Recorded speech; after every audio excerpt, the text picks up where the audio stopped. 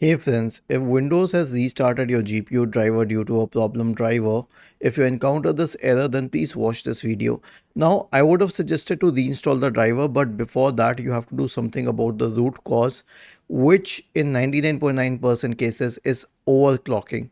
So if you're using a software like let's say Armory Crate or anything, so simply disable overclocking. It's different for different software products, but if you have overclocked your system, you know how to do away with it. I strongly recommend against it. The next one is to reinstall the external GPU drivers. Do not update them, it doesn't make sense.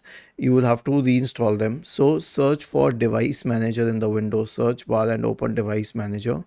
Expand the list for display adapters. Right click on the NVIDIA one or whatever you have as external driver and then select uninstall device. Click on action and then scan for hardware changes. And lastly, update Windows. So right click on the start button, select settings from the menu, go to the Windows Update tab on the list on the left hand side and click on check for updates in the right pane. Was this helpful?